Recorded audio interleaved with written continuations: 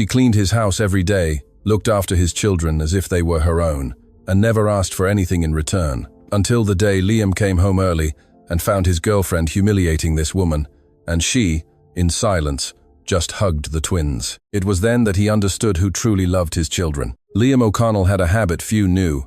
Every time he entered his own home, he would pause in the foyer and listen. It wasn't paranoia, it was control. The same control he used in the multinational conglomerates' meetings, in the multi-million euro contracts, in the negotiations that lasted until dawn. Liam didn't like surprises. Liam liked to know exactly what was happening in every corner of his world. That afternoon, he returned early. A last-minute cancelled meeting. The driver dropped him at the gate, and Liam dismissed the car with a quick gesture. He walked around the side of the house, entered through the back door, something he almost never did. He crossed the empty kitchen and then stopped. He stopped because he heard a voice he didn't recognize. It wasn't the tone, it was the cruelty. "Do you think you can sit on the living room sofa as if you belong here?" The voice came from the corridor connecting the kitchen to the main sitting room. Liam took 2 steps and stood partially hidden behind the wall.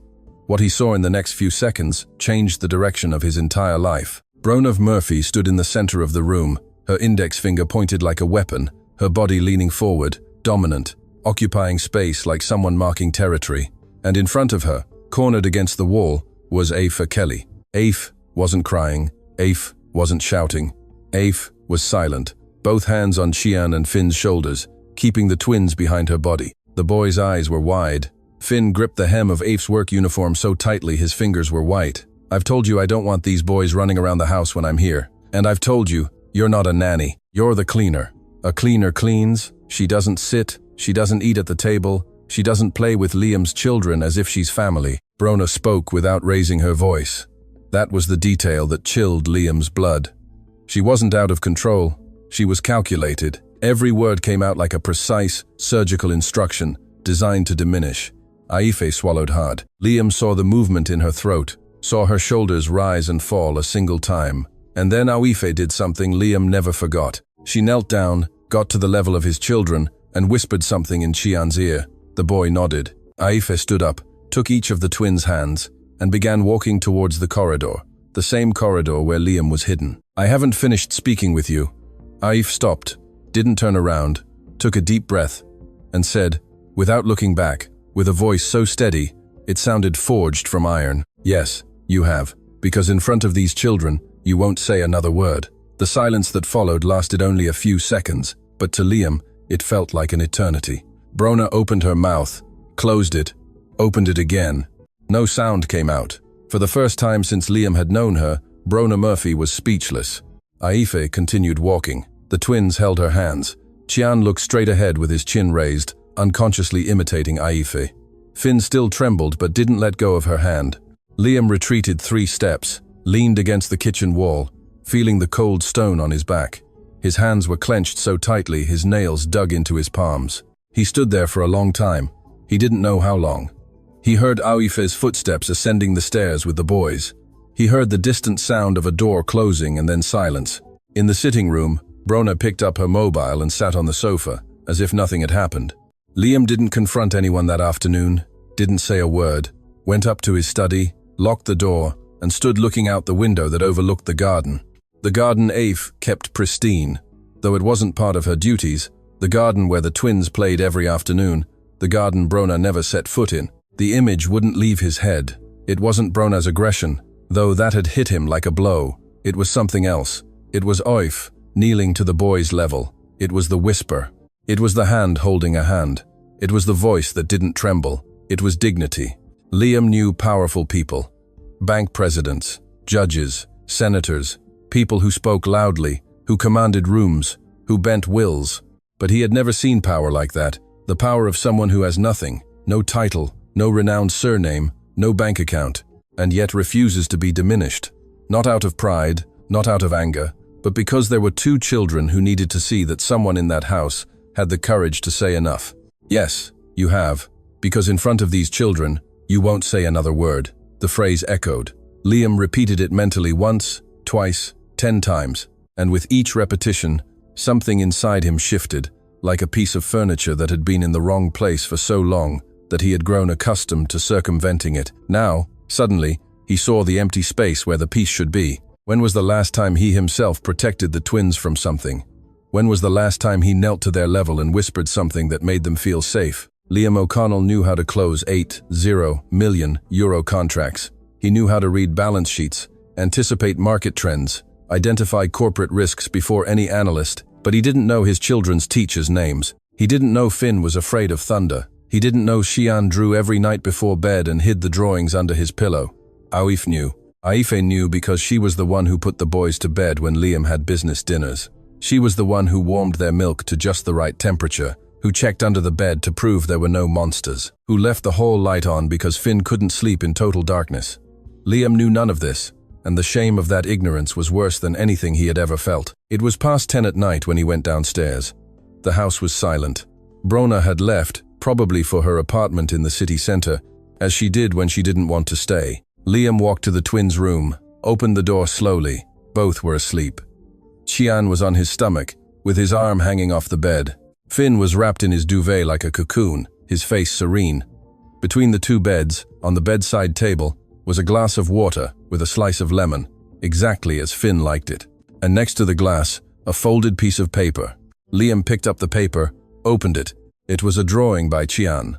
4 stick figures, 2 small boys holding hands, a woman beside them, taller, with a wide smile, and above the 3, written in a child's shaky, enormous handwriting, a single word, family. The 4th figure, a man, was on the other side of the paper, alone, without a smile, with a briefcase in his hand. Liam stood there, looking at that drawing for so long that his eyes began to burn, not from anger, not from tiredness, but from recognition. His own children had drawn their family, and their family didn't include their father's girlfriend, nor any of the people Liam thought mattered. Their family was Aife. He was the man with the briefcase on the other side of the paper, alone. Liam folded the drawing carefully, put it in his jacket pocket, and left his children's room with a certainty he didn't yet have words to describe, but which already weighed like lead in the center of his chest. He went down the stairs and into the kitchen. Maeve O'Reilly was there, as almost always, organizing the groceries for the next morning. The cook had worked in the house since before the twins were born. She knew every corner, every sound, every silence of that mansion. Maeve, the cook, turned slowly, assessing his expression with the experience of someone who had been reading faces for decades. "You saw, didn't you?" It wasn't a question. Liam sat on a kitchen island stool, something he never did. He always ate in the dining room, always with correct posture, always in the right place. But that night he sat in the kitchen like a man who no longer knew where he belonged. "How long has this been going on, Maeve?" The cook opened a drawer, took out a tea towel, began drying glasses that were already dry. Her hands needed movement for her mouth to speak. Since the beginning, Liam closed his eyes. "Why did no one tell me?" Maeve placed the glass on the shelf, turned to him, and said something Liam would carry for the rest of his life. "Because you were never around long enough to see." The kitchen clock ticked away each second. Liam looked at his own hands. Hands that signed contracts, that shook investors' hands, that never trembled. That night they trembled. And Aife, what does she do when this happens? Maeve offered a small smile, sad and proud at the same time. "The same thing you saw today. She takes the boys and removes them from the scene. She never shouts, never retaliates, never complains to anyone. After the boys are asleep, she comes back and finishes her work, as if nothing had happened. Every time, every time." Liam ran a hand over his face, took a deep breath, and asked the question that, in truth, wasn't about Aife, it was about him. "Maeve, are my children happy?" The cook paused, looked at him with a compassion Liam didn't deserve, but which she offered anyway. "Your children are loved, Liam, but not by whom you think." The kitchen fell silent. The only sound was the low hum of the fridge and the tick-tock of the clock. Liam rose from the stool, walked to the door, and stopped. "Tomorrow I'll need an earlier coffee. It'll be ready." Liam climbed the stairs back to his study, but didn't sleep. He spent the entire night sitting in the armchair with Xian's drawing open on the table. 4 stick figures, 3 together, 1 separate. And for the first time in many years, Liam O'Connell didn't know what his next step would be, because all the next steps he could imagine required something money couldn't buy. Courage to see what he had refused to see. Liam didn't sleep. When the first light of morning filtered through the gaps in the study curtains, he was still in the same position. Xian's drawing remained open on the table, like a map revealing a territory he had never explored. The emotional life of his own children. He went downstairs before anyone else in the house woke up. The kitchen already smelled of coffee. Maeve kept promises with the same precision as always. Liam sat on the same stool as the night before. The cook placed the cup before him without a word. She didn't need to. The silence between them already carried everything that had been said the previous night. Liam drank his coffee slowly. Each sip tasted different, not because the coffee was different, but because he was paying attention to the sounds of the house coming to life, to the footsteps upstairs, to the tap running in the boys' bathroom, and then, a sound he had never noticed before, a soft voice humming gently. Aphs. She was singing to the twins as she helped them get ready. Liam couldn't distinguish the melody. It was something simple, perhaps an old tune, one of those passed down from mother to daughter, without anyone remembering its origin. But the effect was clear. Laughter. His children's laughter, one after the other, then both together, mixed with Aife's voice. Liam placed the cup on the table, stood still, listening. How long had it been since he had heard his children laugh like that? Not the polite laughter they offered at formal dinners, not the restrained smiles they showed when Bronna was present, but genuine laughter, the kind that comes from deep within, the kind that asks no permission, the kind that only happens when a child feels safe. The twins raced down the stairs. Qian in front, as always, the braver one, the one who was first at everything. Finn just behind, holding a sketchbook to his chest, as if it were a shield. Both stopped when they saw their father in the kitchen. Da? The surprise in Qian's voice hurt more than any word Bronna had said the day before. The boy was genuinely astonished to find his father there at that hour, in that place, as if Liam were a visitor in his own home. Good morning. Liam tried to smile. Qian looked at Finn. Finn looked at Qian. That silent communication only twins mastered. An entire language made of glances and micro-expressions that the rest of the world couldn't translate. Aren't you off to work today, Da? Finn asked, cautiously. Da. His children called him Da. Liam swallowed the information, like one swallows something that scratches the entire throat on the way down. I am, but I wanted to have breakfast with you boys today. Another look between the twins. This time something different, a shadow of hope mixed with distrust. The distrust of those who have learned, even so young, that adult promises are fragile. Afe appeared at the top of the stairs. Liam saw her before she saw him. She wore her work uniform, her hair tied back, her hands still damp from helping the boys wash their faces. When she noticed Liam in the kitchen, she paused. A brief, almost imperceptible pause, like someone recalculating a route mid-journey. Good morning, Mr. O'Connell. Her voice was professional, neutral, the same voice as always. No trace of the woman who hours earlier had confronted Bronna with the firmness of one who had nothing left to lose. Aiffe came down the stairs, went straight to the cleaning supplies cupboard, and began organizing the day's materials. Liam observed her for the first time. He truly observed. He saw how Aiffe moved through the house, without haste, but without waste. Every gesture had purpose. She knew exactly where everything was, not because she was obliged to know, but because she treated that house as if it mattered. She adjusted a cushion on the sofa, repositioned a slightly crooked photo frame on the shelf, paused before the sitting room window, and opened the curtains with a sweeping motion, letting the light flood the room. The twins went to her before going to the table. They didn't go to their father. They went to Aiffe. Qian showed something in Finn's sketchbook, and Aiffe leaned in to look, placing a hand on the boy's shoulder as she listened. Finn pointed to a detail in the drawing. Aiffe nodded, said something Liam couldn't hear, and Finn smiled the way only children smile when someone takes seriously something they have made. Liam was less than 5 meters away and was invisible. Breakfast proceeded in partial silence. The twins ate and exchanged glances. Liam tried to start a conversation twice. Qian replied with short, polite, unsubstantial phrases. Finn merely nodded. It wasn't rebellion, it was distance. The distance of those who don't know how to behave near someone who should be familiar, but isn't. When the boys finished, they got up from the table and headed towards the door, where the driver was already waiting to take them to school. Qian stopped halfway, turned, and said, Da, can Aiffe pick us up today? Liam frowned. Pick you up? But the driver always takes and picks you up. Aife's better at picking us up. Liam was about to ask what that meant, but Qian had already left. Finn stood still for one more second, looking at his father with something Liam couldn't decipher. It wasn't anger. It wasn't sadness. It was something between expectation and resignation, as if the boy wanted to say something, but had long given up on being heard. When the door closed, Liam was alone in the dining room. Maeve O'Reilly was clearing the plates. Aoife had already disappeared upstairs. And then Liam did something out of his usual pattern. He picked up his mobile, called the office, and told his assistant he wouldn't be in that morning. Reschedule everything for the afternoon. There was a surprise silence on the other end of the line. Liam O'Connell didn't reschedule meetings. Liam O'Connell was the meetings.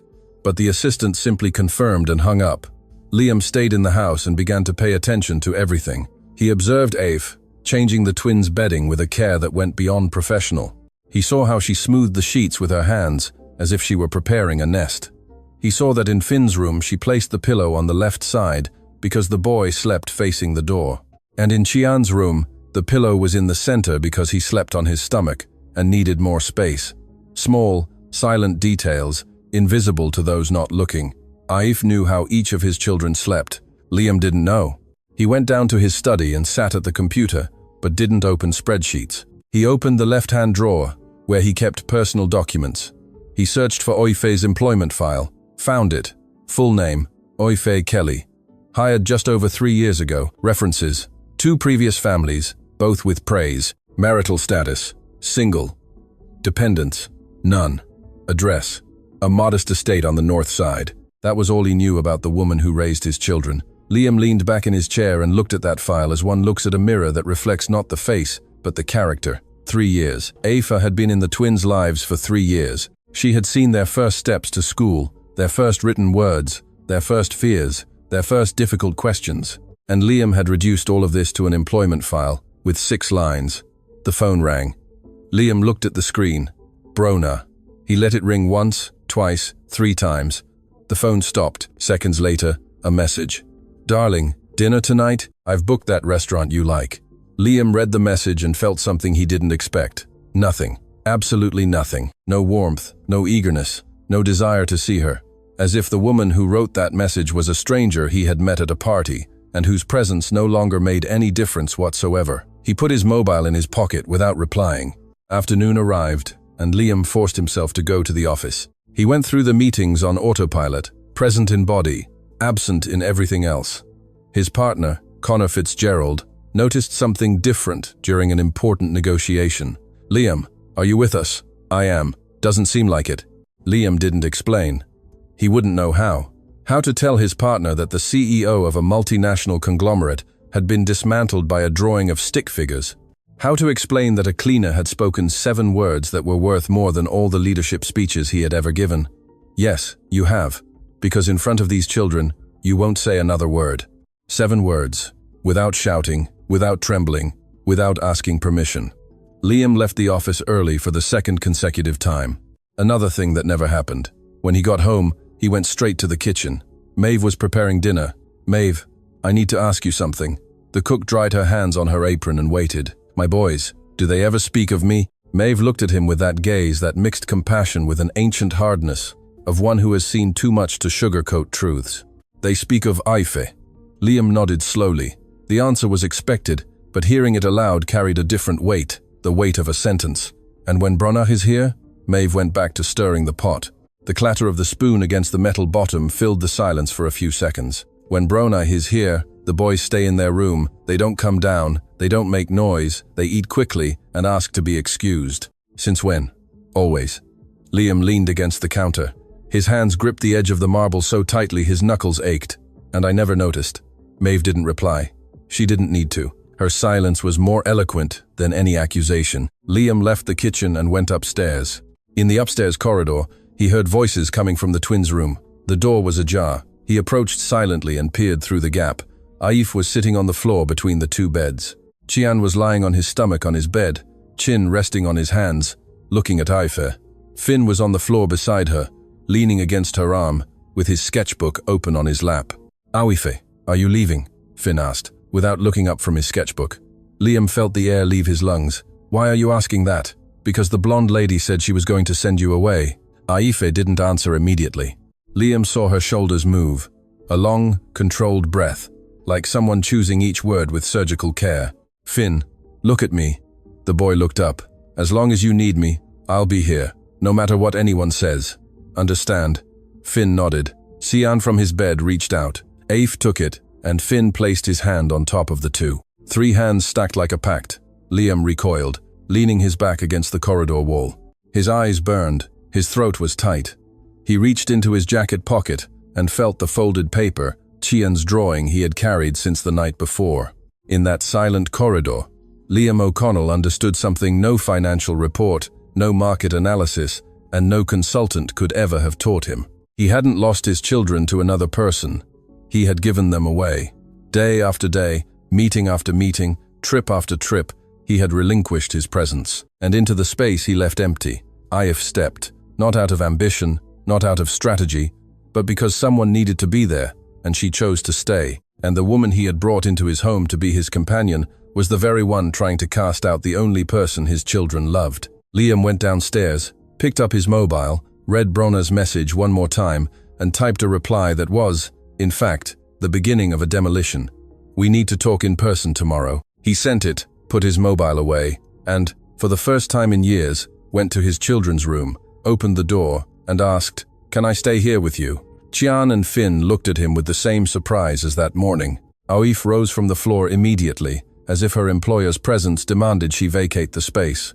Liam looked at her and did something Aif didn't expect. "Stay, Aif, please." Aif stopped, looked at the twins. The boys looked at her, and Finn, with the brutal naturalness only a child possesses, resolved the situation. "Sit here, da." Aif was telling a story. Liam sat on the floor of his own children's room for the first time in his life and listened to Aif tell a story about a bird that couldn't fly, but walked so far that it knew more places than all the other birds combined. Chian fell asleep first, then Finn with his head resting on Aif's shoulder, and Liam stayed there on the floor in silence, looking at the woman who held the weight of his world, never having asked for anything in return. That night, Liam didn't sleep in the master bedroom. He slept in his study armchair with Chian's drawing in his pocket, and a question that wouldn't leave him in peace. If he removed Aif from that house, what would remain of his children? And if he removed Brona, what would remain of him? Liam woke in the study armchair, his body stiff and his mind heavier than when he had closed his eyes. Chian's drawing was still in his jacket pocket. It was no longer just a piece of paper, it was an accusation he carried against himself. He rose slowly, changed his clothes, went downstairs. The house was still silent. The twins hadn't woken. In the kitchen, Maeve was already preparing coffee.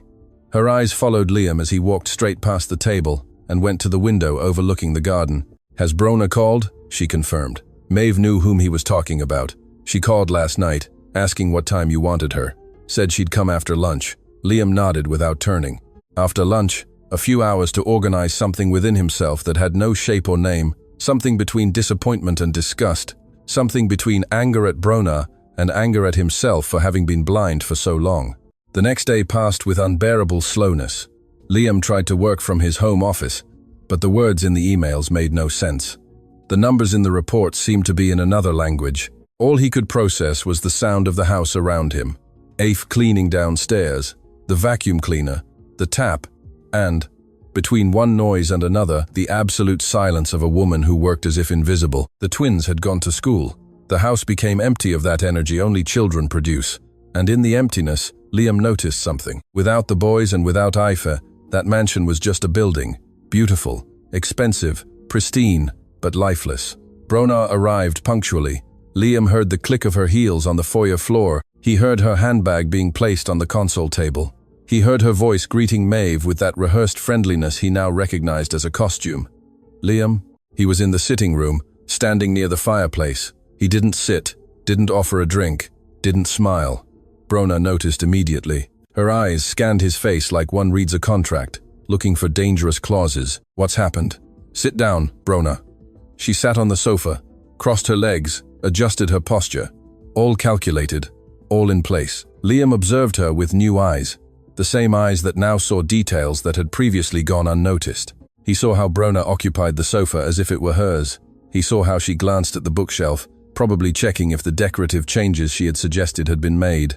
He saw how she didn't ask about the twins. She never did.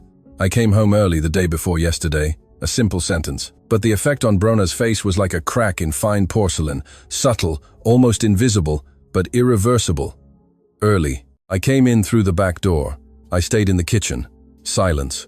Liam saw the exact moment Brona understood. Her eyes narrowed for a fraction of a second. Her jaw clenched, but her recovery was quick, impressively quick.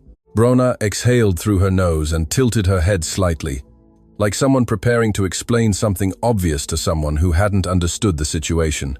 Liam, I know what you saw, and I understand it might have seemed excessive, but you need to understand the context. That woman doesn't respect boundaries. She acts as if she's the boy's mother. She sits on the sofa, eats at the table, interferes with their upbringing. I was just trying to establish order. Liam listened to every word, every justification, every attempt to reframe what he had seen with his own eyes. And as Brona spoke, he remembered Awife's silence, Awife's hand on Finn's shoulder, the firm voice that didn't need to shout, to have more authority than any speech. Establish order, Liam repeated, not as a question, but as a statement. Yes, someone needs to do that when you're not around. And pointing your finger in her face is part of that order? Brona uncrossed her legs, recrossed them. The first sign of real discomfort. I didn't point my finger in anyone's face. I saw you, Brona. The silence that followed was not like Awife's silence, which was made of strength and choice. Brona's silence was that of someone who had run out of script, of someone who always had a ready answer and suddenly encountered a wall she couldn't circumvent. You're making a drama out of a housekeeper. Liam felt his blood run hot, but he didn't raise his voice. He remembered Awife. If she could maintain her composure while being attacked, he could do the same. I'm doing what I should have done a long time ago. I'm paying attention. Brona rose from the sofa, walked to the window, stood with her back to him. Liam knew this move. It was her tactic when she lost control of a conversation. Turn her back, create distance, force the other person to come to her. But Liam didn't go. My children are afraid of you, Brona. She turned, and for the first time Liam saw something that wasn't calculation or strategy. He saw genuine surprise. Afraid? Liam, that's absurd. I've never laid a hand on those children. You don't need to. When you're in this house, they lock themselves in their room. They don't come down. They don't make noise. They eat in silence and ask to be excused from the table. Children don't do that when they feel safe. Brona opened her mouth to reply, but Liam continued, not with anger, but with the terrifying clarity of one who had finally put all the pieces together. I asked my son who he wanted to pick him up from school. Do you know what he said? He asked for Aife. He didn't ask for you. He didn't ask for the driver. He asked for the woman you humiliate when I'm not looking. Liam, you're being manipulated by a common housekeeper. The word shot out like a bullet. Housekeeper. Not her name, not her role. Housekeeper. Spoken with a weight that revealed exactly how Brona saw Aif, and, by extension, how she saw anyone she considered beneath her. Liam looked her in the eyes for a long time, and when he spoke, his voice was low, almost a whisper, but each syllable carried the weight of a decision already made. Aife protected my children from you, without shouting, without retaliating, without coming to tell me. She did what I should have done. And you want me to believe she's the problem? Brona blinked once, twice, and then did something Liam didn't expect. She didn't shout, didn't cry, didn't defend herself. She picked up her handbag from the console table, adjusted the strap on her shoulder, and walked to the door. She paused before leaving, half-turned. You'll regret this. When you realize that woman wants your money, you'll remember me. And she left. The door closed with a soft click. No bang, no scene. Brona left the same way she had entered Liam's life, with control, with calculation, with the certainty that the world revolved around her. Liam stood in the empty sitting room. Brona's perfume still lingered in the air, and along with it, a strange feeling, not of relief as he expected, but of shame. Shame for having brought that woman into his children's lives. Shame for not having seen it sooner. Shame for having needed to witness a scene to open his eyes. Maeve O'Reilly appeared at the kitchen door. She said nothing, just looked at him with that gaze that said everything without uttering a syllable. It's over, Maeve. The cook nodded slowly. What needed to end has ended, but what needs to begin doesn't even have a name yet. Liam didn't understand at that moment, but he would carry that phrase for a long time. The afternoon progressed, and the twins returned from school. Liam was in the sitting room when they entered. Sian stopped at the door, looked around as if doing a security sweep, and asked Maeve quietly, "Is the lady here?" "No, love. She's not." Sian exhaled. Finn entered behind him and went straight to the stairs, probably looking for Aife. He found her in the upstairs corridor, organizing bathroom towels. Finn simply rested his forehead on her arm and stood there, in silence, as if recharging. Aife placed a hand on the boy's head, without stopping what she was doing. A gesture so natural, so automatic, that it was impossible for it to be rehearsed. Liam watched from the bottom of the stairs, and at that instant Maeve's phrase began to make sense. What needed to end had ended, but what needed to begin? The rebuilding of his relationship with his own children, the recognition of who Aoife truly was, the courage to face his own shortcomings without looking away. All of this was still a vast, unknown, and frightening terrain. Liam went upstairs, past Aoife and Finn without saying anything, entered his study, sat in his chair, and opened the drawer where he kept Aoife's employment file. 6 lines, that was all he had. He picked up the phone, dialed a number he hadn't used in ages. "Connor, I need a personal favor, not a professional one." His partner was surprised but listened. "I want to know more about someone, Aoife Kelly. Everything public and accessible, without invading anything. I just want to understand who this woman is." Connor paused. "Does this have to do with how strange you were in the meeting?" "It has to do with everything." Liam hung up, looked out the window. The garden Aoife tended without being asked was bathed in the late afternoon light. And somewhere in that house, a woman earning a modest wage was doing more for his children than all his money had ever managed to do. The question Liam asked himself that night was no longer about Brona. Brona was in the past. The question now was about Aoife, about who she was before she came there, about what she carried in silence, about the story no one in that house knew, and about what would happen when he finally found out. A few days passed since Brona's departure. The mansion changed. Not in the furniture, not in the walls, not in the objects. It changed in the air. There was a lightness Liam couldn't name, but which he felt every time he entered a room and found the twins outside their bedroom. Chian was drawing at the living room table. Finn was running down the corridor with a paper aeroplane. Simple things. Things children do when they're not afraid. Liam was trying. Every morning he went downstairs before the boys, had coffee in the kitchen, waited. When they appeared, he tried to talk. The answers were still short, polite, cautious, but something was changing. Chian no longer looked at Finn before answering. Finn no longer asked to be excused from the table. These were minimal, almost invisible changes. But for Liam, they had the weight of enormous achievements. Aoife remained the same, professional, silent, impeccable. If she noticed Brona had left, she didn't show it. If she felt relief, she didn't let it show. She continued to arrive at the same time, perform the same tasks, hum to the boys while they got ready, leave the glass of water with lemon on Finn's bedside table, adjust Sian's pillow in the center of the bed. Her world didn't revolve around the employer's dramas. It revolved around what needed to be done. Liam observed her with an attention that sometimes made him uncomfortable. He wasn't sure what he was looking for. Perhaps a flaw, perhaps a sign that Brona was right, that Aoife had some hidden interest, some agenda, some disguised ambition, but the more he looked, the less he found. Aoife didn't ask for a raise, didn't mention Brona's departure, didn't try to occupy any new space. She remained exactly where she had always been. And that was precisely what disturbed Liam, the absolute consistency of someone whose behavior doesn't change depending on who is watching. One afternoon, Connor called. "I found what you asked for, but I think it's better if we talk in person." His partner's tone ignited something in Liam. Connor was a pragmatic, direct man who solved problems over the phone in 3 minutes. If he was asking for an in-person conversation, what he found wasn't simple. They met in the conglomerate's office. Connor closed the door, placed a folder on the table, and sat in the opposite chair. "Before I open this, you need to understand one thing. Everything here is public information, records, accessible documents, local news. No one's privacy was invaded. Understood? Tell me." Connor opened the folder. Aoife Kelly, born in the countryside, raised by her maternal granny after her mother passed away when she was a child. Her father was out of the picture before she was born. Her granny did what she could. Aoife attended public school, worked from an early age, managed to finish secondary school with good grades, had plans to study social work. Liam listened, unmoving. She didn't pursue it, no, because her granny fell ill. Aoife dropped everything to care for her. Those were some difficult years. Her granny eventually passed away. Aoife was left alone, without family, without a support network, without anything. She started working as a day cleaner to survive. Connor turned a page. Here's where it gets interesting. Aoife has an older brother, Rory Kelly, a solicitor specializing in employment law, graduated from the National University of Ireland, Galway. He managed to study because Aoife sent him money.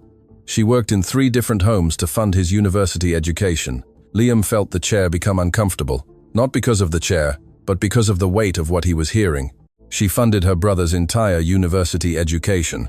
Rory graduated, passed his solicitor's exams, opened a small office, focused on domestic workers' rights.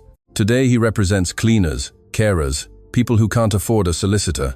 He charges symbolic fees or works pro bono, and according to everything I found, his motivation is AOIF. He saw what his sister went through. He saw the humiliations, the employers who didn't pay, the homes where she was treated as if she wasn't human, and he decided he would fight for people like her. Liam rose from his chair, went to the office window. The city stretched out below, buildings, cars, millions of people living lives he would never stop to imagine. Is there more? Connor hesitated. There is, and I almost didn't include this part in the folder. Tell me, Connor. Aoife was fired from the house where she worked before yours, a family in the Garden Serene estate. The official reason was cost-cutting, but I found an old social media post. The family's daughter posted it at the time. The post was later deleted, but it remained in cached records. What did it say? It said the mother fired Aoife because the father of the family had complimented the food Aoife prepared for the children one weekend. The wife interpreted it as something it wasn't. Aoife was sent away without notice, without full settlement, without a letter of reference. Liam remained silent for a long time, his hands resting on the window pane. His reflection in the glass looked like a stranger. She lost her job because she cooked for the children. She lost her job because someone was jealous of the care she offered. Does that sound familiar? Connor's question was too precise to ignore.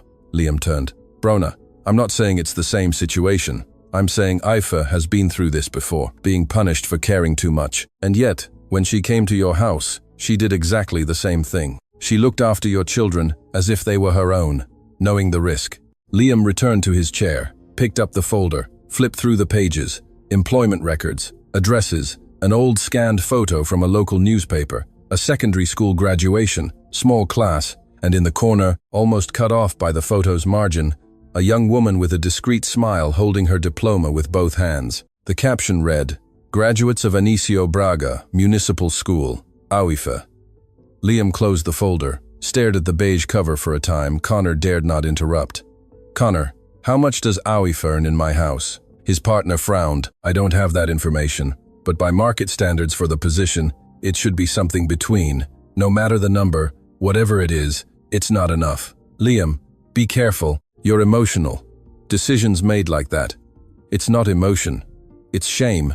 I have a woman in my house who gave up her own life to care for the lives of others, who funded her brother's education by cleaning floors, who was fired for caring too much, and yet every morning she enters my house and treats my children as if they are the most precious thing in the world. And I didn't even know her full name until 4 days ago. Connor didn't answer. There were things that had no answer. Liam left the office that afternoon with the folder under his arm and a clarity that hurt like an open wound. Every piece of information about Aoife was a mirror reflecting his own smallness, not financial smallness. In that, Liam was enormous. Human smallness, the inability to see the value of someone who didn't use value as a bargaining chip. When he got home, the first thing he heard was laughter. It came from the garden. Liam went to the back door and stopped. Aoife was kneeling near the flower bed she herself cultivated. Chian was beside her, hands dirty with soil, planting something small in a pot. Finn held the watering can with both hands, concentrated, pouring water with exaggerated care not to overwater. Slowly, Finn. She needs water, but she doesn't want to drown, Aoife said, and the three laughed. Liam stood at the door, watching. The folder with Aoife's story weighed in his left hand, and there, in that garden, the story took on substance. It was no longer a report. It was a real woman, on her knees in the dirt, teaching his children to care for something alive. A woman who never had anyone to care for her. Chian looked up and saw his father at the door. Da. Aoife is teaching us to plant. This one's going to bloom. It was the first time Chian had spoken to him with genuine enthusiasm, without caution, without carefully chosen words. As a child speaks when they forget, they need to be careful with the adults around them. Liam descended the 3 steps that led to the garden. He knelt beside his son. What kind of flower? Aoife says it's one that takes a long time to grow, but when it opens, it's the most beautiful of all. Liam looked at Aoife.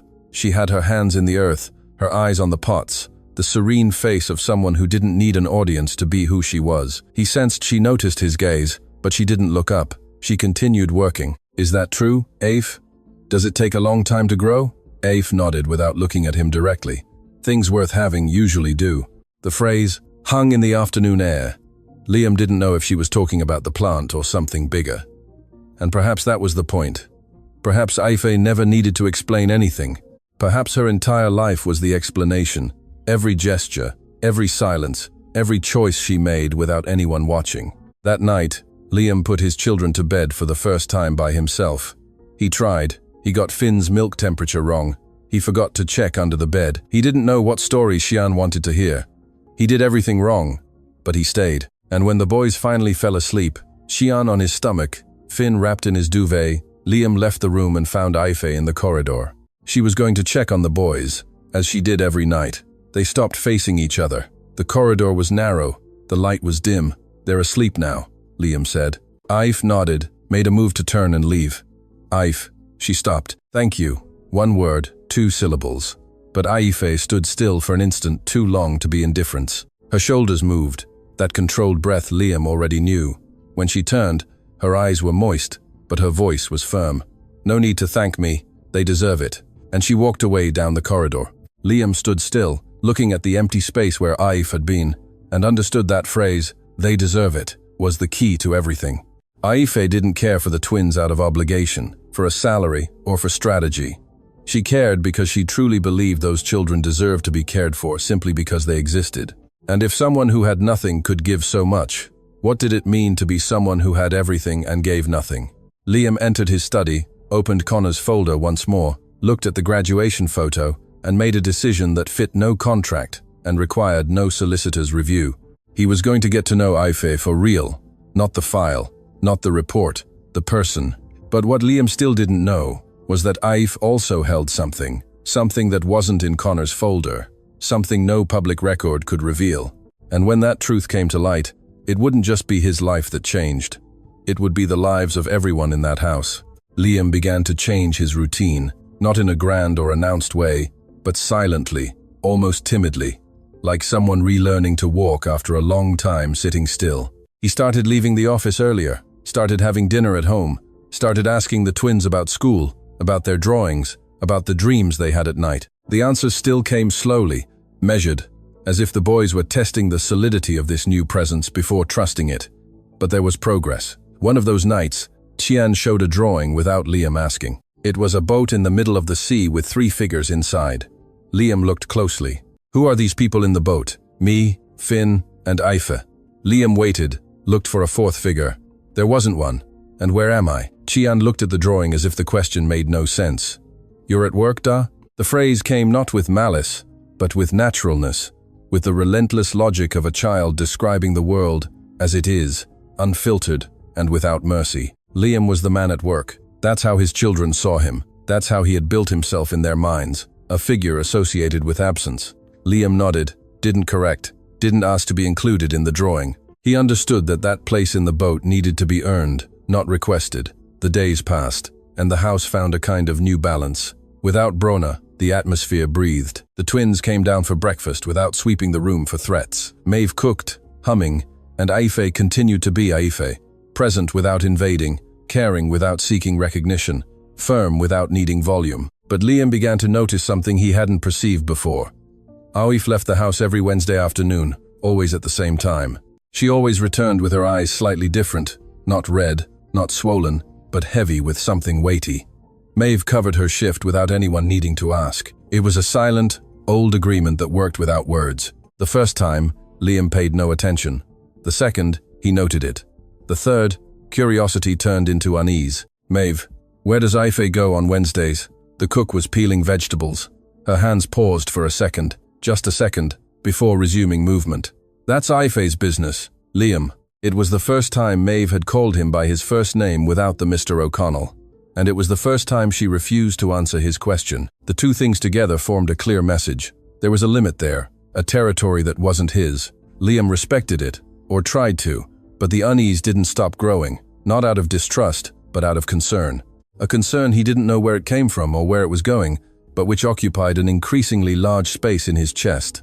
The following Wednesday, Liam made a decision he knew was intrusive. He left the office in the middle of the afternoon, drove himself, without a driver, and parked a safe distance from the house. He saw Aofa leave through the side gate. She walked to the bus stop, waited, boarded. Liam followed the bus. Not with pride, but with shame.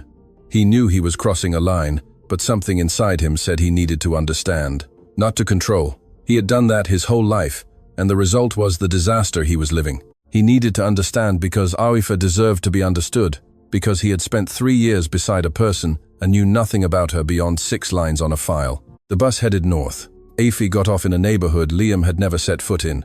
Narrow streets, modest houses, local shops with faded signs. She walked 3 blocks and entered a low building with a simple facade, a discreet sign at the entrance.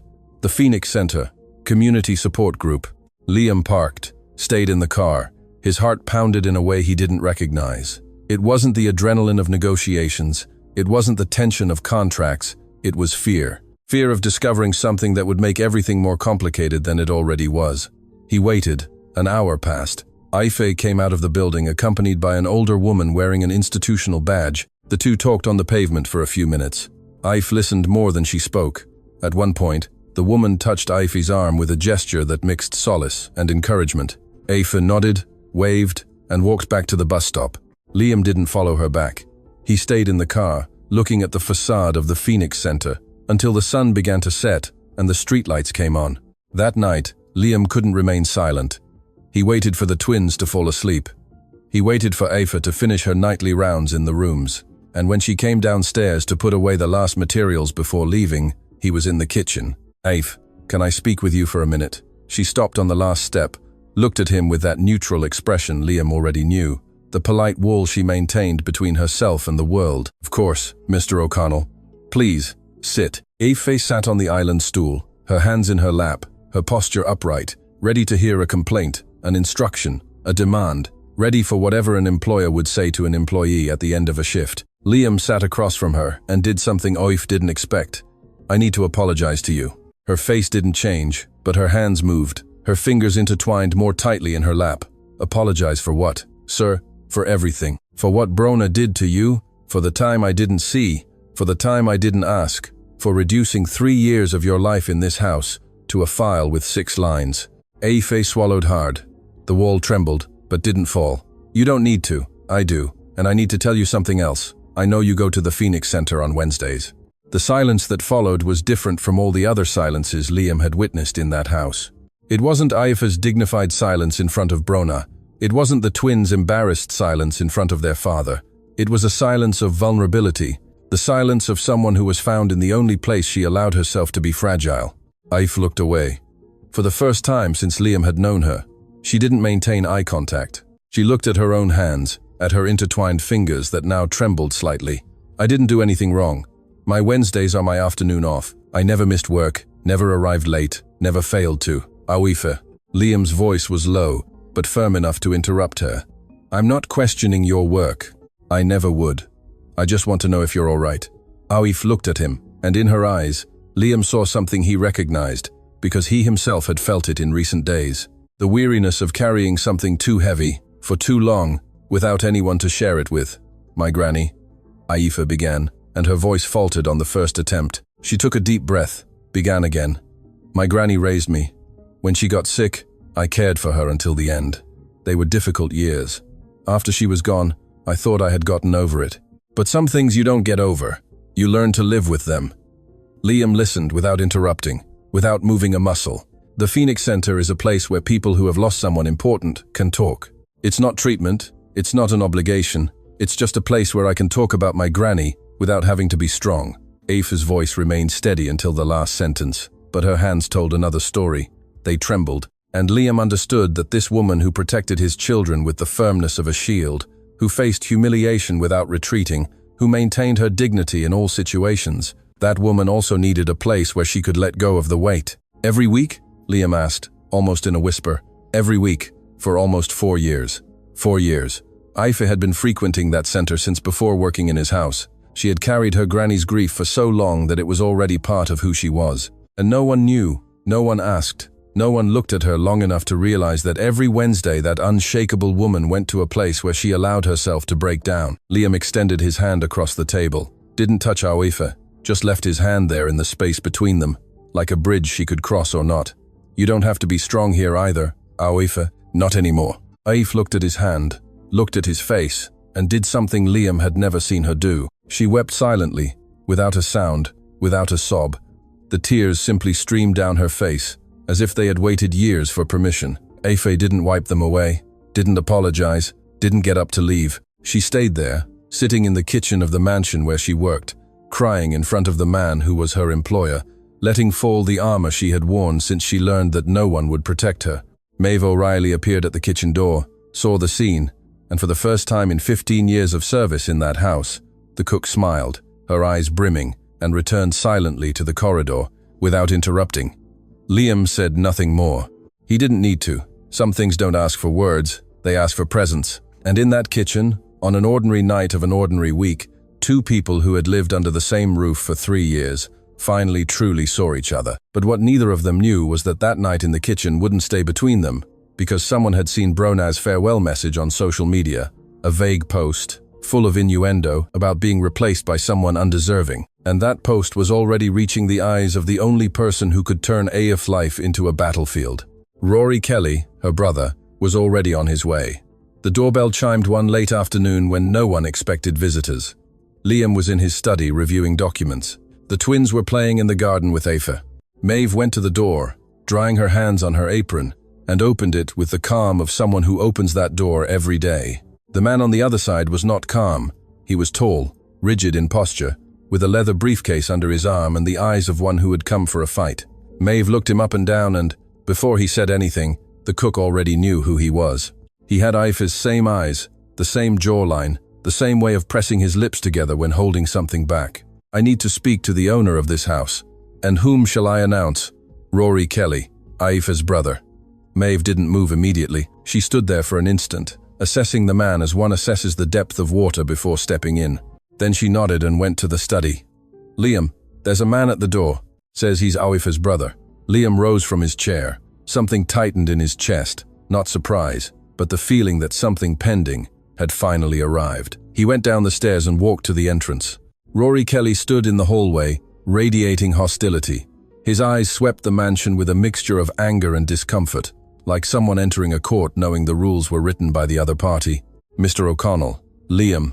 Mr. O'Connell, Rory repeated, and the deliberate choice of formality said everything that needed to be said about the tone of that conversation. I've come for my sister. Liam felt the ground move beneath his feet. Not physically, emotionally. Take Aofe. Take her away. The possibility had never crossed his mind, and the fact that it hadn't revealed how much he still thought of Aofe as someone who belonged in that house, someone who would always be there, available, present, as if her dedication were a permanent resource he could use without ever asking the cost. Can we talk? Liam indicated the sitting room. I don't need a sofa, I don't need coffee, and I don't need pleasantries. I saw what your girlfriend posted on social media. I saw the innuendo. I called Aofe, and she deflected, as she always does. So I came personally. Rory opened the leather briefcase, pulled out printed sheets, placed them on the hall console table like someone distributing evidence in a hearing. My sister has worked in this house for 3 years. During that time, she was humiliated, disrespected, and threatened by the person you chose to bring into your children's lives. And Aofe never said a word. Do you know why? Liam didn't answer. He knew the question expected, no reply. Because she's afraid of losing her job. Because she's been fired before for caring too much. Because every time my sister dedicates herself to a family that isn't hers, someone finds a reason to cast her out. And now I discover your girlfriend left posting on social media that she was replaced by a housekeeper. The word cut through the air for the second time in that story. Housekeeper, the same word Brona had used. In Rory's mouth, however, it wasn't contempt, it was pain. The pain of a brother who had watched his sister be reduced to a function her entire life. Rory, I need you to. You don't need anything, Mr. O'Connell. Aofe does. She needs someone to look out for her, because she never looks out for herself. She gives everything and keeps nothing. And people like you get used to it. Get used to her dedication, her silence, her strength, until the day they break her and throw her away. Liam listened to every word, didn't interrupt, didn't defend himself, didn't raise his voice. He stood in the hall of his own house, listening to a man who earned a fraction of what he earned speak truths worth more than any consultancy Liam had ever hired. When Rory finished, breathing heavily, his eyes gleaming with the intensity of one who had held it in for too long, Liam did the only thing he could do. You're right, Rory blinked. The answer visibly disarmed him. He expected resistance. He expected arrogance. He expected the pattern he knew from all the employers he had faced in his solicitor's office. Denial, minimization, counterattack. He didn't expect agreement. "Everything you said is correct," Liam continued. "I didn't see what was happening inside my own house. I brought someone who mistreated the most important person to my children. And I reduced 3 years of your sister's life to a file with 6 lines in a drawer." Rory frowned. Liam continued. "I know about her granny. I know Aoife cared for her until the end. I know she gave up her own dreams for it. I know she funded your university education by cleaning 3 houses. I know she was fired from the Garden Serene family because someone was jealous of the care she gave the children.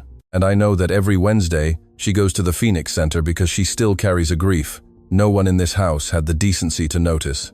The silence that followed was different from all previous silences in the story. It wasn't Aife's dignified silence, nor Brona's calculated silence, nor the twins' embarrassed silence. It was the silence of 2 men measuring each other, not as enemies, but as 2 people who loved the same woman in different ways and who, for the first time, were face to face to decide what to do about it. "How do you know all this, Mr. O'Connell?" Rory asked, his voice lower now.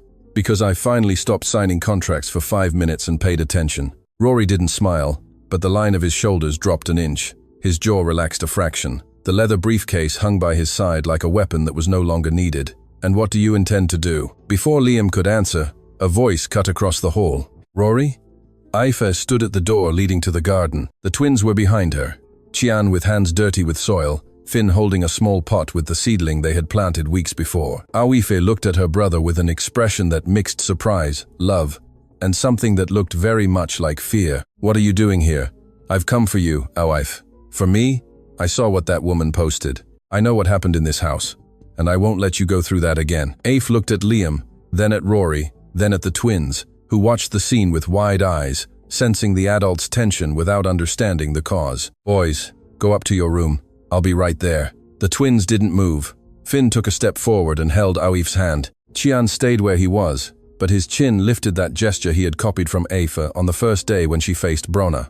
"Is Aoife leaving?" Finn asked, and his voice carried the weight of a question he had asked before, and had sworn to himself he would never need to ask again. Aoife knelt down, got to his level, held the boy's face with both hands. "I'm not going anywhere. Remember what I told you?" Finn nodded slowly. "As long as you need me, I'll be here." Rory watched the scene, and something in his face changed. The anger didn't disappear. It was there, ingrained, built up over years of watching his sister suffer. But alongside the anger, something else was born. The recognition that perhaps for the first time, Aife's dedication wasn't unilateral. Those children truly loved her, not as one loves toys or habits, but as one loves someone who makes the world feel safe. Aife stood up and took the boys inside.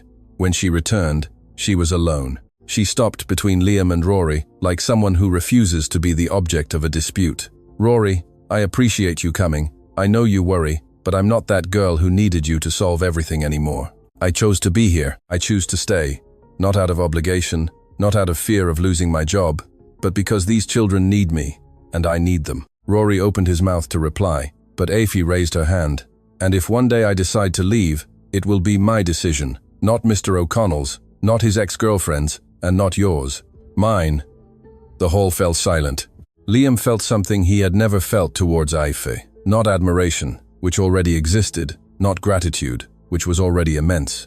He felt respect, the respect of someone who understands they are in front of someone who doesn't need to be rescued, who never needed to be. Rory looked at his sister for a long time, then looked at Liam, and then did something no one expected. He extended his hand. "If anything happens to her in this house, I'll be back, and it won't be for a chat." Liam shook his hand.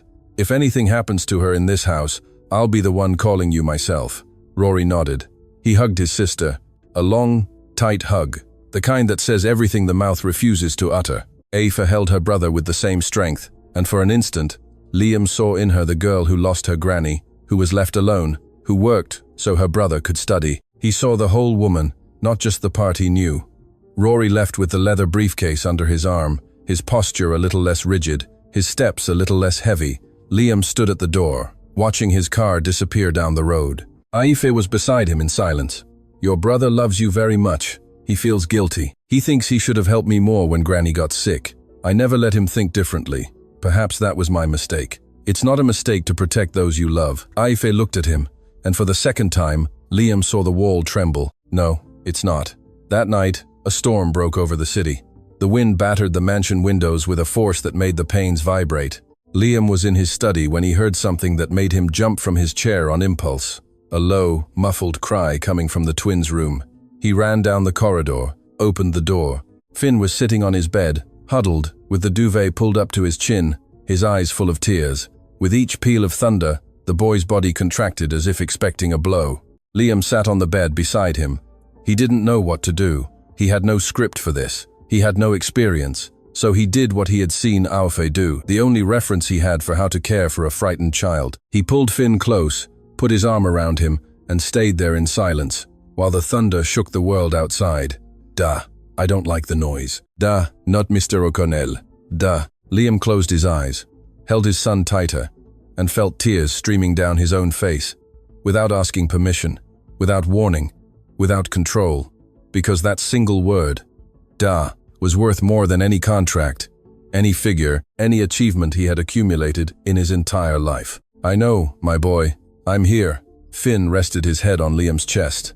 The thunder continued, but the boy stopped trembling. Chian woke with the noise, looked at the scene, said nothing, got out of his own bed, crossed the room, and snuggled under his father's free arm. Liam held them both, one on each side, his hands open on his children's backs. And in that room, in the middle of the storm, something finally rebuilt itself. It wasn't perfect, it wasn't complete, it was a beginning, fragile, like a newly planted seedling, but alive. At the bedroom door, a shadow stopped. Aufe had come to check on the boys as she did every night. She saw Liam holding his two children. She saw Finn leaning against his father's chest. She saw Xian clinging to his arm. She didn't enter. She didn't need to. She leaned against the doorframe, crossed her arms, and smiled. A small, silent smile that no one saw. The smile of one who has planted something with her own hands and finally sees the first sprout breaking through the earth. The next morning, the storm cleared to a clean, washed sky. Light streamed through the mansion windows with a different intensity, as if the sun itself wanted to illuminate what had previously been hidden in the corners. Liam woke in the twins' room, sitting in the armchair between the two beds, his neck stiff and his back complaining about every hour, slept in that position, but he was smiling. Finn still slept, curled in his duvet, his face serene, with no trace of the previous night's fear. Qian was awake, lying on his stomach, drawing in the sketchbook he never put down. When he realized his father had opened his eyes, he held up the sketchbook and showed it. Look, duh. Liam leaned in. The drawing showed 3 figures under a blanket, rain falling around them, and the 3 figures were smiling. Below, in his usual shaky, enormous handwriting, Qian had written, "The Night of the Thunder." Liam looked at the drawing for a long time, then looked at his son. "Can I keep this one?" Qian tore the page from the sketchbook and handed it over with a naturalness that hurt. It was so beautiful, as if giving something to his father was finally a gesture that made sense. Liam folded the paper and put it in his pocket. Now he carried 2 drawings. The first, the man with the briefcase, alone on the other side of the paper. That was the accusation. The second was the beginning of the answer. The days that followed weren't magical. There was no instant transformation. Liam still made mistakes. He forgot Finn didn't like bread crusts. He put too much toothpaste on Qian's brush. He tried to tell stories at bedtime and lost the plot halfway through, inventing absurd endings that made the twins laugh, not at the story, but at the disaster their father made of telling it. But he stayed every night, even when the boys fell asleep quickly, even when he had urgent emails, even when his body craved his bed, and not the cramped armchair between his children's 2 beds. Liam stayed, and gradually, imperceptibly, the ice melted. Finn started waiting for his father at the bedroom door before bed, holding the glass of water with lemon that Aif prepared, as if to show Liam that this was the ritual, and now he was a part of it.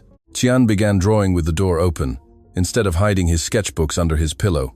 Small changes, enormous victories. Auifa observed everything with her usual discretion.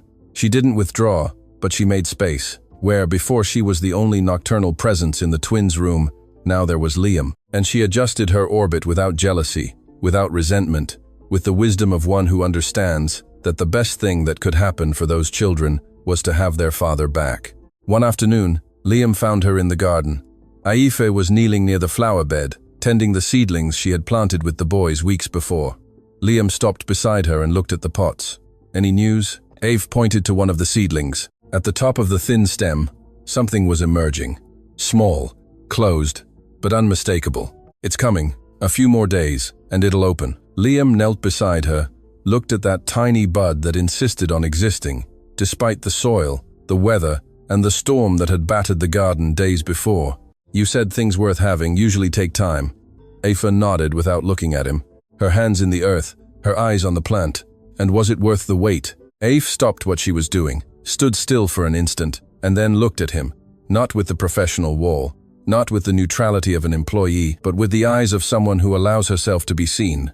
Always. Liam held her gaze, and in that garden, kneeling in the earth, with dirty hands, and the silence of the late afternoon around them, something settled between the two. It wasn't declared, it wasn't named, it didn't need to be. There were things that existed before words, and this was one of them. Weeks later, Rory returned to the mansion. This time he didn't ring the doorbell with hostility. He rang and waited with his hands in his pockets, looking at the garden with an expression that mixed caution and curiosity. Maeve opened the door, and for the first time, she smiled at him. "Aoife's brother, come in." Rory entered and found something he didn't expect. The twins were in the sitting room with Aoife and Liam. Sian was drawing. Finn was building something with blocks. Aoife helped Finn balance a tower while Liam watched, trying to suggest a peace and being vetoed by his son with a hand gesture that drew laughter from everyone. Rory stood at the entrance to the room, observing as Liam had observed on the first day from the door, unseen, trying to understand what was happening within a scene he wasn't part of. But this time someone saw him. "Uncle Rory!" The twins ran to him. Rory knelt down and received the two with an awkward hug, like someone who isn't used to children but tries with all their might. Aoife laughed, an open, unreserved laugh that Liam had never heard before. The sound filled the entire room. Rory stood up and looked at Liam. The two measured each other for an instant, a remnant of the previous confrontation, of the distrust that still hung like a thin cloud. But Liam extended his hand first. "Stay for dinner." Rory looked at Aoife. She nodded with a discreet smile. He shook Liam's hand. "I'll stay." Dinner took place at the kitchen table, not in the formal dining room with its 12 settings and silver cutlery. In the kitchen. Maeve served the food, complaining she hadn't prepared enough, though there was food for twice as many people. Sian sat next to Rory and showed his drawings. Finn sat next to Aoife, as always, but with a difference. His father's chair was right there, and every now and then the boy looked at Liam and smiled. Rory told stories from his solicitor's office, cases of workers who won their rights, small victories that for the people involved were immense. Aoife listened with a silent pride that couldn't fit on her face. Liam listened with something that resembled admiration, the admiration of one who recognizes that there are battles more important than those fought in boardrooms overlooking the city. At one point, Sian pulled out his sketchbook and began drawing during dinner. No one complained. No one told him to put it away. When he finished, he turned the sketchbook to the table. 5 stick figures inside a large boat, all together, all smiling, and below, in his shaky, now signature handwriting, "My family." Liam looked at the drawing, counted the figures. 5. 2 boys, a woman beside them, a man on the other side, and another older figure in the center, Maeve, holding what looked like a saucepan. No figure was alone. No figure held a briefcase. All were inside the boat. Liam rose from the table, left the kitchen, walked to the hall, leaned against the wall, and reached into his jacket pocket, where the 2 previous drawings were still folded. He took out the first, the man with the briefcase, alone, separated from his family. He took out the second, the Night of the Thunder, 3 figures under a blanket, and now the third, the boat, all together. 3 drawings, 3 chapters of the same transformation, written by a child who didn't use words to express what he felt, but said everything with pencil and paper. Maeve appeared in the hall, looked at him, looked at the 3 drawings open in his hands, and said with the calm voice of one who has waited for a moment for a very long time, "What needed to begin now has a name, Liam." He looked at her. His eyes burned, his throat tightened. "And what is the name?" "Maeve." The cook smiled, the same smile she had given the night she saw Aoife cry in the kitchen. The smile of one who watches a family build itself brick by brick, meal by meal, silence by silence. "Go on inside, you'll find out yourself." Liam returned to the kitchen, sat in his chair. Sian immediately pushed the sketchbook towards him, asking him to draw along. Liam picked up the pencil and drew something awful, a deformed figure that was supposed to be a dog. Finn burst out laughing. Eve covered her mouth to keep from laughing. Rory had no such mercy and laughed openly. "Da, is that a dog or a sofa?" Chian asked. "Da." No formality, no distance, no weight of Mr. O'Connell that had marked all previous days, just "da," spoken with the naturalness of one who finally believes the word belongs to that person. Liam laughed, a genuine laugh, the kind that comes from deep within and asks no permission. Sometime later, on a Sunday morning, Liam went down to the garden and found Aoife kneeling before the flower bed. Beside her, the twins. The three looked at the seedling they had planted together. The flower had opened. It was small, delicate, with petals that seemed fragile, but which had survived the storm, the cold, and the waiting. Aoife touched one of the petals with the tip of her finger, as if verifying it was real. Finn looked at his father. "Da, come see." It bloomed. Liam went down the steps and knelt beside his children. He looked at the flower, then at Aoife. She was smiling. That rare, true smile, not for an audience or for protocol. It was hers, only hers. "It took its time," Liam said. "But it opened," Aoife replied. Chian reached out his hand to Finn. Finn reached out his hand to Aoife. Aoife looked at Liam, and Liam, without saying anything, placed his hand over the hands of the three, 4 hands stacked, like a renewed pact. Stronger than the first, because now someone who was missing before was there. Liam didn't become a perfect father. He still worked too much, still forgot details, still told stories at bedtime, with disastrous endings that made the twins laugh for the wrong reasons. But he was present, not as a visitor, but as a constant, imperfect, and real presence. Aoife didn't become another person. She continued to go to the Phoenix Center on Wednesdays. She continued to carry her granny's grief as part of who she was. She continued to be silent, strong, and unshakable when she needed to be. But now, occasionally, she allowed herself not to be strong. She allowed herself to laugh out loud in the kitchen. She allowed herself to cry when loneliness struck. She allowed herself to exist not just as the woman who cared, but as the woman who was also cared for. Rory began to visit the mansion frequently. He never completely lost his distrust. It was part of his temperament, his history, the armor he wore to protect his sister. But he saw enough to understand that this time was different. Not perfect, different. Maeve continued in the kitchen, continued to see everything, continued to say little and mean a lot. And one of those afternoons, while organizing the groceries for the following week, she looked out the kitchen window and saw something that made her pause. Liam was in the garden, sitting on the grass next to Aoife. The twins ran around them. Chian carried his sketchbook under his arm.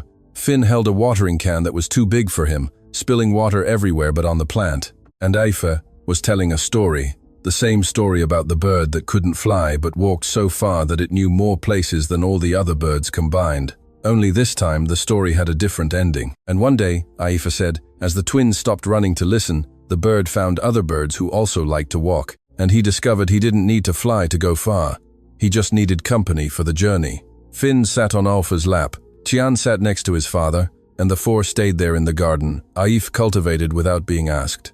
Under the light of a late afternoon that was in no hurry to end, Maeve smiled from the window, wiped a tear with her apron, and returned to the kitchen. Some stories don't end with grand gestures.